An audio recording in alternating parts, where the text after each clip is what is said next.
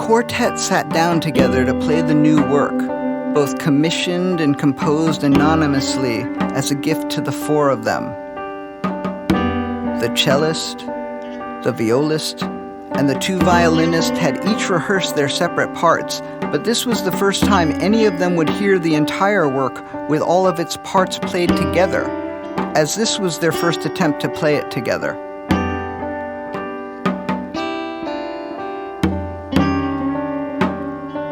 At various times as they played the composition, each member of the quartet was nearly certain that they would be unable to get through it.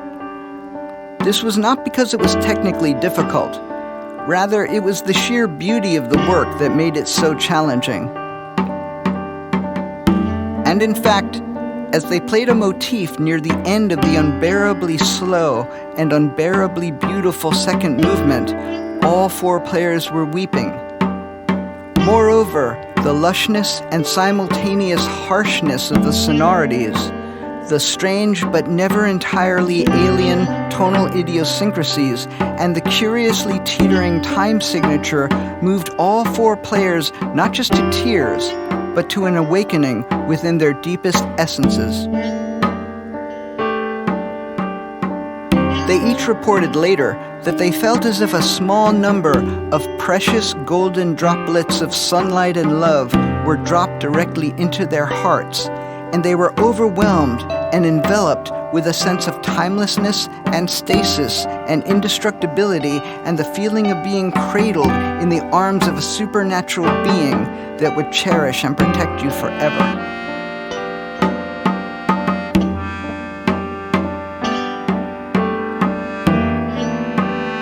The quartet had a performance scheduled for that evening, and they all knew without a word of discussion that they would perform the new work as an encore. They played their scheduled program that night with unprecedented urgency and masterful brilliance, so as to ensure that the audience would demand an encore. Indeed, they played so well that a riot would have ensued had they not played an encore. Not only that, the quality of their performance thus far that evening was such that they had raised the expectations of everyone in the concert hall, all of whom had become profoundly aware that they were witnessing an historic event, not unlike that historic Sex Pistols concert in Manchester in June of 1976 that led to the creation of the Smiths, the Fall, the Buzzcocks, and Joy Division. Decades later, this concert would be recognized as one that permanently altered the landscape and soundscape of chamber music forever.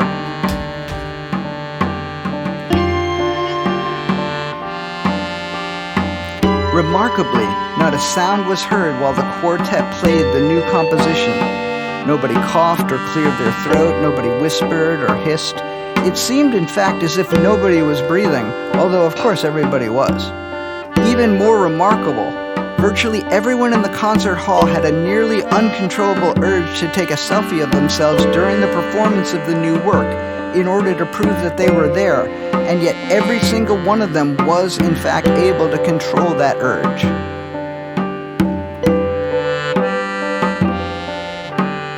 The sense of golden droplets of sunlight and love being dropped directly into the heart was felt by every person in the rather large room, including all of the ushers, one of whom was nearly deaf.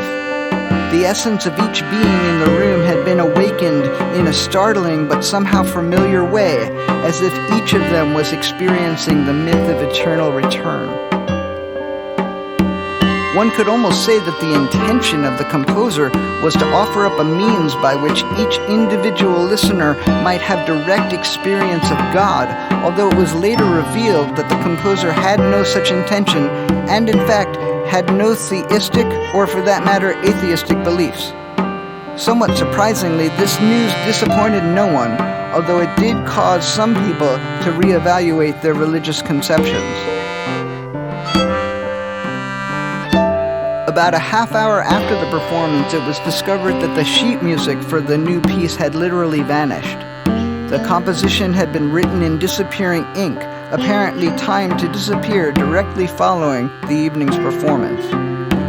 Each member of the quartet had followed the composer's strict instructions not to make copies. No one had recorded the concert, and no one could remember the piece in its entirety. And yet, nobody who missed the concert was jealous of anyone who had been there. This was most likely because every single attendee carried the experience with them in their hearts and was able to transmit it to others. Indeed, they were unable to avoid transmitting it. Simply being in the presence of one of the original attendees was enough to profoundly shift one's relationship to the universe. And then, having had a spiritual awakening as the result of their proximity to one of the listeners, they carried the message to others, who in turn carried it to still others. Over time, the awakened feeling penetrated the essence of every sentient being on the planet. The world was changed. The composer remained anonymous, but did release a number of clarifying statements, such as the one about not believing in a supernatural creator god. Perhaps the most significant of these statements was the one that revealed that the composer had never written anything before and did not write anything after the composition, had no formal training, could play no instrument, and knew no music theory. It was as if something or someone had taken me over completely, said the composer, as if I was merely a conduit, a messenger, an instrument.